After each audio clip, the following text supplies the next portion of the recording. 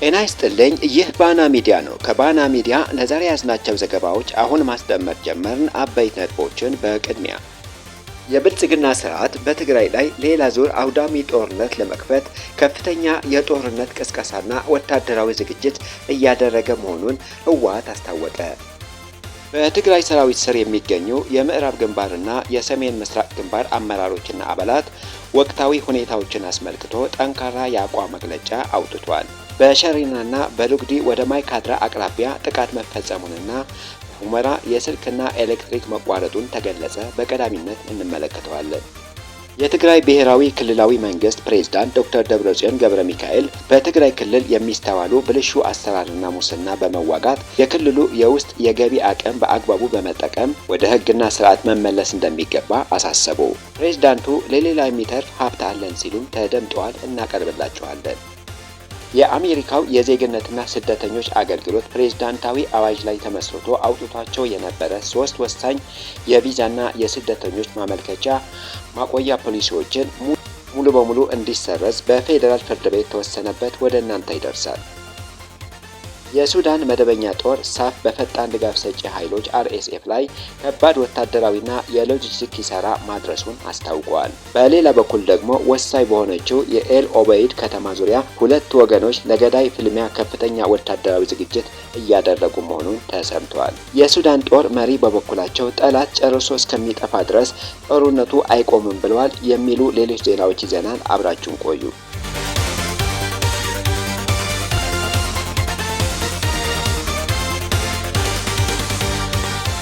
የብልጽግና ስርዓት በትግራይ ላይ ሌላ ዙር አውዳሚ ጦርነት ለመክፈት ከፍተኛ የጦርነት ቅስቀሳና ወታደራዊ ዝግጅት እያደረገ መሆኑን ህወሓት አስታወቀ። የህዝባዊ ወያነ ሓርነት ትግራይ ህወሓት ባወጣው ሳምንታዊ መግለጫ የብልጽግና ስርዓት በትግራይ ላይ የጀመረውን የዘር ማጥፋት ወረራ ለመቀጠልና ሌላ ዙር አውዳሚ ጦርነት ለመክፈት ከፍተኛ የጦርነት ቅስቀሳና ወታደራዊ ዝግጅት እያደረገ ይገኛል ሲል ከሰሰ። ፓርቲው በማህበራዊ ገጹ ባስተራጨው መግለጫ የፌዴራል መንግስቱ ልዩነቶችን በኃይል ለመፍታት በማመን አሁንም የጦርነት ነጋሪት እየጎሰመ መሆኑን ገልጿል።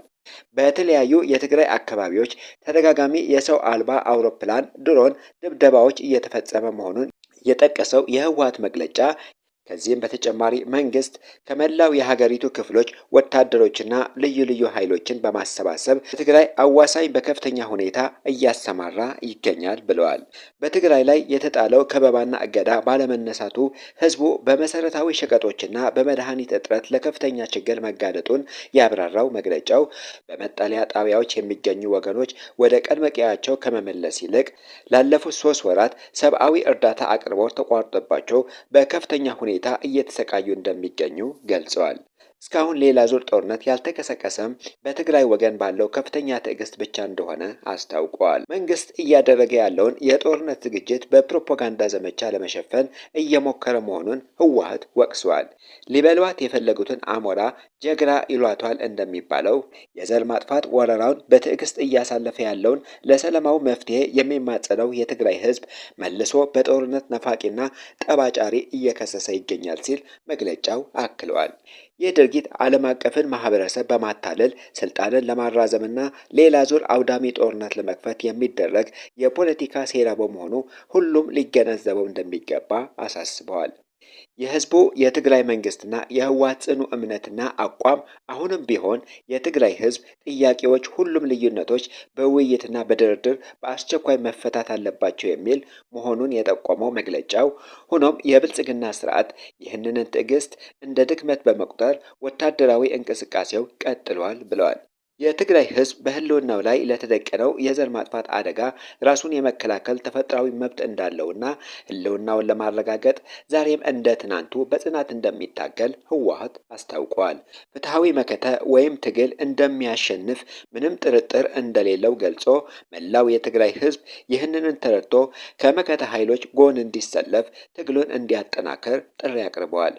ድርጅቱ ህወሓትም የህዝቡን ህልውና የማረጋገጥና የራስን ዕድል በራስ የመወሰን መብትን የማስከበር ትግሉን በጽናት መምራቱን እንደሚቀጥል በመግለጫው አረጋግጧል።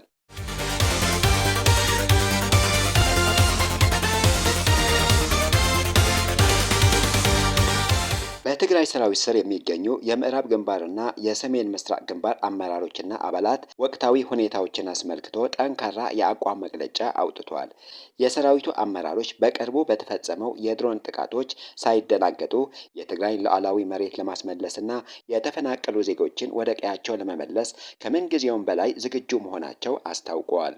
በቅርቡ በታህታይ አዲያቦ ወረዳ ገምሃሎ አካባቢ በአርሚ 13 ሰራዊት ላይ የተፈጸመውን የድሮን ጥቃት ተከትሎ አርሚ 11 ባወጣው መግለጫ ጥቃቱ በትግራይ ሕዝብ ላይ እየተካሄደ ያለው የዘር ማጥፋት አካልና የፈሪዎች ተግባር ነው ብሎታል። ሆኖም ይህ ጥቃት ፍርሃትን ሳይሆን ይበልጥ ቁጭት እንደሚፈጥርባቸው የገለጹት አመራሮቹ የሸራሮ ከተማና የታህታይ አዲያቦ ህዝብ ላሳየው ጽናት ምስጋና አቅርበው የትግራይ መንግስትና የህዝቡ ትዕዛዝ እየተጠባበቁ መሆናቸው አረጋግጠዋል። ሰራዊቱም አክሎ ጥቅማቸውን አስቀድመው ከጠላት ጋር የሚያብሩ ባንዳዎችና ከሃዲዎች ጊዜው ሲደርስ ተገቢውን ዋጋ እንደሚያስከፍላቸው አስጠንቅቀዋል። በተመሳሳይ መልኩ በምስራቅ ትግራይ እንዲሁም በመቀለ ዙሪያ የጸጥታ ማጠናከር ስራ ሲያከናውን የቆየው የሰሜን ምስራቅ ግንባር አርሚ 22 አመራሮች ከሻለቃ መሪነት በላይ ያሉ መኮንኖችን ያሳተፈ ወታደራዊ ፖለቲካዊ ስልጠና በስኬት ማጠናቀቃቸው ተገልጿል። አርሚ 22 ባወጣው ባለ 7 ነጥብ የአቋም መግለጫ የፖለቲካ ንፋስ ሳይበግረው የመቀለን ሰላምና የህዝቡን ደህንነት ማስጠበቅ መቻሉን አስታውሷል። በስልጠና ላይ ያገኙትን ወታደራዊ ሳይንስና ጥበብ ወደ ተግባር በመቀየር የትግራይን ግዛታዊ አንድነት ከወራሪዎች ነፃ ለማውጣትና በትግራይ ሰራዊት ላይ የሚሰነዘሩ የሐሰት ፕሮፓጋንዳዎችን ለመመከት ቃል ገብተዋል። በቅርቡ በተፈጸመው የድሮን ጥቃቶች ሳይሸበሩ ማንኛውም መስዋዕትነት ለመክፈል መዘጋጀታቸው የገለጹት አመራሮቹ የውስጥና የውጭ የትግራይ ተወላጅ በሐሰተኛ ወሬዎች ሳይደናገጡ እንደ ወትረው ከሰራዊቱ ጎን እንዲቆሙ ጥሪ አቅርበዋል። በኮር 22 የስልጠና ማጠናቀቂያ የምረቃ ስነ ስርዓት ላይ የተገኙት የሰሜን ምስራቅ ግንባር ዋና አዛዥ ሜጀር ጄኔራል ማሾ በየነ ለተመራቂዎቹ ባስተላለፉት መልእክት የትግራይ ሰራዊት አሁንም በጽኑ መስመሩና መርሁ ላይ እንደሚገኝ ገልጸዋል። ሜጀር ጄኔራል ማሾ በየነ ባደረጉት ንግግር የትግራይ ሰራዊት ለዓላማ የወጣ ሰራዊት እንደሆነና አሁንም ቢሆን ከመስመሩ ፍንክች እንደማይል ገልጸው ሰራዊቱ እንደ ከሃዲዎች ለሆዱ ያደረ ባለመሆኑ ዓላማውን ለገበያ እንደማያቀርብ አስታውቀዋል። ጠላቶቻችን የፕሪቶሪያም ስምምነት ተጠቅመው ሰራዊቱን ለመበተን መሞከራቸውና ለዚሁ ተላላኪዎች በማፍራት ሁከት ለመፍጠር መጣራቸው የገለጹት ሜጀር ጄኔራል ማሾ በየነ ባንዳዎችና ጥቅመኞች የራሳቸውን የግል ፍላጎትና ሆዳቸውን እንደሚያስቀድሙ ጠቅሰዋል። የትግራይ ሰራዊት ግን ህዝባዊ አደራ ተሸክሞ የሚታገል በመሆኑ አሁንም የህዝቡን ህልውናና ደህንነት ለማረጋገጥ አመቺ ጊዜ አሁን ነው። በሰላማዊ መንገድ ይሁን ተገደን በምንገባበት ጦርነት ወይም በድርድር ተልዕኳችን እንፈጽማለን ብለዋል። ሰራዊቱ የትግራይን ሉዓላዊ ግዛት ሙሉ በሙሉ ለማስከበር በጽናት እየሰራ እንደሚገኝ በንግግራቸው ላይ አረጋግጠዋል። ይህ በእንዲህ እንዳለ በሱዳን የሚገኙ አርሚ 70 እና አርሚ 13 በጋራ በወሰዱት አጭርና ፈጣን እርምጃ በሸረሪናና በሉግዲ ወደ ማይካድራ አቅራቢያ የተወሰኑ ቦታዎች መቆጣጠራቸው ሰምተናል። ከስፍራው ባገኘነው መረጃ መሰረት የአብይ አገዛዝ ወደ ስፍራው ብዛት ያላቸው ኮማንዶዎችን ቢያስገባም የትግራይ ሰራዊት በወሰደው እርምጃ ወሳኝ ቦታዎችን መቆጣጠራቸው ምንጮቻችን አድርሰውናል። ይህንን ተከትሎ የአብይ አገዛዝ በሁመራ ሰኔ 7 እና ሰኔ 8 2018 ዓ.ም መብራትና ስልክ አጥፍቶ እንደነበር ሰምተናል።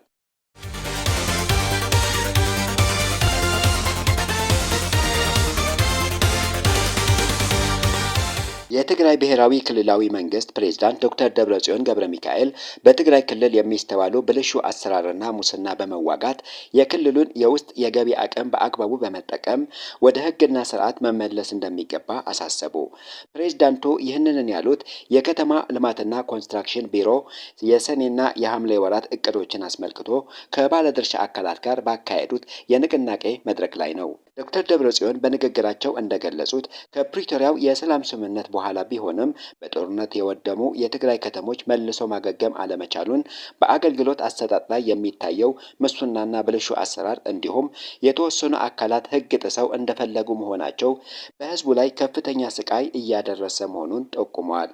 ይህንን ፈታኝ ወቅት በጋራ በመሆን የውስጥና የውጭ እንቅፋቶችን በመቋቋምና የተለመደውን አሰራር በመቀየር ወደ ሕግና ስርዓት መገባት እንደሚገባ አጽንኦት ሰጥተዋል። ፕሬዝዳንቱ አያይዘውም የትግራይ ክልል የራሱን የውስጥ ሀብት በአግባቡ መጠቀም ከቻለ የመንግስት ሰራተኞችን ደሞዝ ከመክፈል ባለፈ ሌሎች ተጨማሪ የልማት ስራዎችን ለመሸፈንና ለሌላ የሚተርፍ አቅም እንዳለው አስገንዝበዋል። ይህ ሀብት ግን የግለሰቦች መጠቀሚያ መሆኑ አቁሞ ለታለመለት ዓላማ እንዲውል እያንዳንዱ አካል በቁጭት ሊሰራ እንደሚገባ አሳስበዋል። የፌዴራል መንግስት በ2018 ዓ.ም ለትግራይ ክልል ሊከፈል የሚገባውን 14 ቢሊዮን ብር መከልከሉን ይታወቃል። በተጨማሪም የፌዴራል መንግስት ለ2019 በጀት ዓመት ለትግራይ ክልል ከ30 ቢሊዮን ብር በላይ ማጽደቁን የተገለጸ ሲሆን ይህ በጀት ትግራይ ለሀገር ውስጥ ምርትና ለፌዴራል ስርዓት ከምትከፍለው እጅግ ከፍተኛ የግብር አስተዋጽኦ አንጻር ሲታይ በጣም ዝቅተኛና ፍላጎቱን የማይመጥን መሆኑን ተመልክቷል። የትግራይ ህዝብ ግብርን በወቅቱና በታማኝነት በመክፈል ረገድ በሀገር አቀፍ ደረጃ በግንባር ቀደምትነትና በአንደኛ ደረጃ የሚሰለፍ በመሆኑ የውስጥ የግብር አሰባሰብ ሂደቱን ከኮንትሮባንድና ከብልሹ አሰራር ማጽዳት ብቻ የፌዴራል በጀትን ክፍተት መሙላት የሚያስችል ከፍተኛ ገቢ እንደሚገኝ ተገልጿል።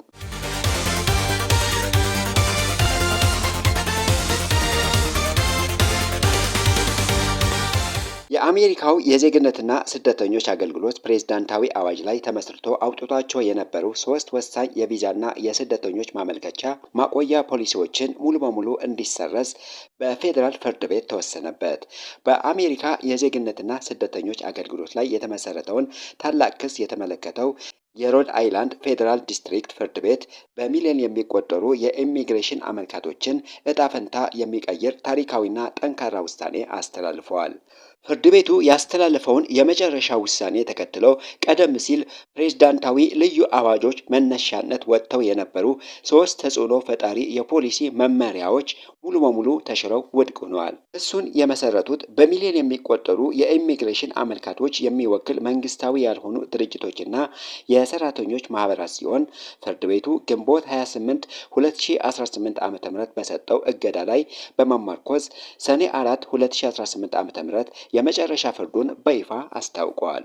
በዚህም መሰረት ፒኤም 602-0192፣ ፒኤም 602-0194 እና ፒኤ 2025-26 የተባሉት የቪዛና የቅጥር ቁጥጥር መመሪያዎች ከዛሬ ጀምሮ ህጋዊ ዋጋ የሌላቸውና እንደማይሰሩ ተገልጸዋል። እነዚህ የተሻሩት ጥብቅ መመሪያዎች ታህሳስ 7 2018 ዓ.ም የጸደቀ የውጭ ሀገር አሸባሪዎችና ብሔራዊ ደህንነት አደጋ ላይ የሚጥሉ አካላት ወደ አሜሪካ እንዳይገቡ ለመግታት የወጣ ነው። እንዲሁም በ2018 የጸደቀ የተጠናከረ የደህንነት ፍተሻ የሌላቸው የውጭ ዜጎች እንዳይገቡ ይበልጥ ገደብ ለመጣል የወጡ ናቸው። ፍርድ ቤቱ ውሳኔውን አስመልክቶ መግለጫ የሰጠ የዩናይትድ ስቴትስ የዜግነትና ስደተኞች አገልግሎት በውሳኔው ላይ ሙሉ በሙሉ እንደማይስማማና ከፍተኛ ተቃውሞ እንዳለው ቢገልጽም የሕግ የበላይነትን በማክበር ውሳኔውን በመላው ሀገሪቱ በአስቸኳይ ስራ ላይ እንደሚያውል አስታውቀዋል። ይህ ውሳኔ በሚሊዮን ለሚቆጠሩና ማመልከቻዎቻቸው በደህንነት ፍተሻ ምክንያት ታግደው ለነበሩ የስደተኞችና የቪዛ ፈላጊዎች ትልቅ እፎይታ የሚሰጥ ነው። ይህ አዲስ የህግ ለውጥ በተለይ በዲቪ በቤተሰብ ጥሪና በጥገኝነት ማመልከቻዎች ምክንያት በየኤምባሲው ጉዳያቸው ተዘግቶና ዘግይቶ ለነበሩ በርካታ ኢትዮጵያውያን ትልቅ ተስፋ የሰነቀ ሆነዋል። ቀደም ሲል ለደህንነት ማጣሪያ በሚል ሰበብ የሚደረጉ አድካሚ መዘግየቶችና ያለ ምክንያት የቪዛ የመከልከል እድሉን በእጅጉ ስለሚቀንሰው የኢትዮጵያውያን የቪዛ ሂደት በፍጥነት እንዲጠናቀቅ በር ይከፍታል ተብለዋል።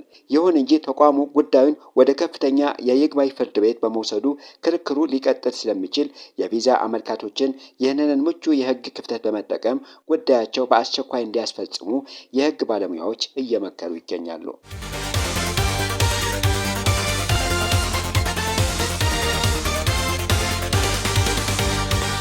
የሱዳን መደበኛ ጦር ሳፍ በፈጣን ድጋፍ ሰጪ ኃይሎች አርኤስኤፍ ላይ ከባድ ወታደራዊና የሎጂስቲክ ኪሳራ ማድረሱን አስታውቀዋል። በሌላ በኩል ደግሞ ወሳኝ በሆነችው የኤል ኦበይድ ከተማ ዙሪያ ሁለቱ ወገኖች ለገዳይ ፍልሚያ ከፍተኛ ወታደራዊ ዝግጅት እያደረጉ መሆኑን ተሰምቷል። የሱዳን ጦር ቃል አቀባይ በሰጡት ይፋዊ መግለጫ በሰኔ ወር መጀመሪያ አጋማሽ በተካሄዱ የተቀናጀ ወታደራዊ ጥቃቶች በደርዘን የሚቆጠሩ የአርኤስኤፍ ታጣቂዎችን መገደላቸውና በአጠቃላይ 141 የጦር ተሽከርካሪዎችን ማውደማቸው ገልጸዋል። ይህ የተሳካ ዘመቻ የተከናወነው በ3 ዋና ዋና ግንባሮች ይኸውም በዳርፉር፣ በኮርዶፋን እና በሰማያዊ አባይ ብሉ ናይል ክልሎች መሆኑን ታውቋል። በተለይም የፓራሚሊተሪ ቡድን ዋነኛ መሸሸጊያና የውጭ ወታደራዊ ድጋፍ መቀበያ አውሮፕላን ማረፊያ በሆነችው በደቡብ ዳርፉርና ዋና ከተማ ኒያላ ላይ በተሰነዘረው ጥቃት በርካታ የጦር መሳሪያ፣ የድሮን ጥይትና የነዳጅ ማከማቻ ዲፖዎች ሙሉ በሙሉ መጋየታቸው ጦሩ አረጋግጠዋል። በተጨማሪም ጦሩ በሰማያዊ አባይ ግንባር የአርኤስኤፍና የሱዳን ሕዝብ ነጻነት ንቅናቄ ሰሜን ጥምረት በመግፋት ስልታዊ ቦታዎችን እያስመለሰ ሲሆን በማዕከላዊቷ ኬናና ከተማ ሰማይ ላይ ደግሞ የጠላትን ረዥም ርቀት ተጓዥ ዘመናዊ ድሮን መትቶ ጥሏል። ይህ በእንዲህ እንዳለ የሰሜን ኮርዶፋን ግዛት ዋና ከተማ በሆነችው ስልታዊቷ ኤል ኦበይድ ከተማ ዙሪያ የአርኤስኤፍ ታጣቂዎች ታይቶ የማይታወቅ ከፍተኛ ወታደራዊ ኃይልና ከባድ መሳሪያዎችን እያከማቹ መሆኑን የጦር ምንጮች አስጠንቅቀዋል ሲል ሱዳን ትሪቢዩን ዘግበዋል። ታጣቂዎቹ በሚቀጥሉት 72 ሰዓታት ውስጥ በከተማዋ ላይ ከሁሉም አቅጣጫዎች መጠነ ሰፊ የእግረኛ ጥቃት ለመሰንዘር አቅደው ከተማዋን ከበው ይገኛሉ።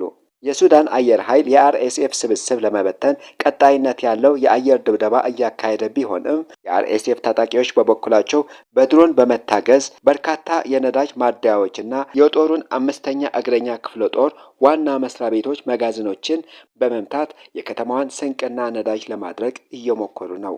የሱዳን ጦር ኃይሎች ሳፍ ዋና አዛዥ አብዱልፈታህ አልቡርሃን እየባሰ የመጣው የኢኮኖሚ ውድቀት፣ የነዳጅ እጥረትና የምግብ ዋጋ ንረት ቢኖርም የሱዳን መስራች ህብረት ታይሲስ እስኪጠፋ ድረስ ጦርነቱ ለመቀጠል ቃል ገብተዋል። በተጨማሪም በማንኛውም የሽግግር ወቅት ሙሉ ስልጣንን የማይሰጡትን የአገር ውስጥና የዓለም አቀፍ የሰላም ጥረቶች ውድቅ አድርገዋል።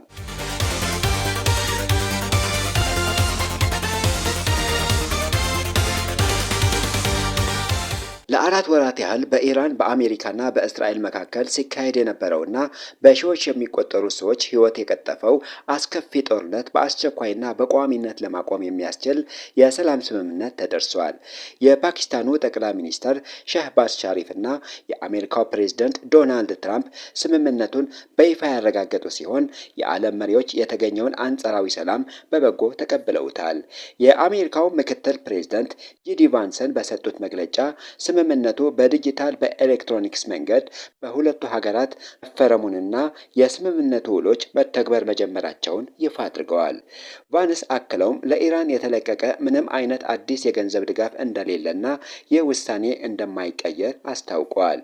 ይሁን እንጂ ፕሬዝዳንት ዶናልድ ትራምፕ መደበኛውና ይፋዊ የፊርማ ስነ ስርዓት በሚቀጥለው አርብ በስዊዘርላንድ እንደሚካሄድ የገለጹ ሲሆን በኢራን ተዘግቶ የነበረው የሆርሙዝ የባህር መስመር በዚሁ ዕለት በሚፈረመው ስምምነት መሰረት ፈንጂዎቹን የማጽዳት ስራ ተከናውነውለት ለዓለም የነዳጅ ንግድ ሙሉ በሙሉ ክፍት እንደሚሆን አስታውቀዋል።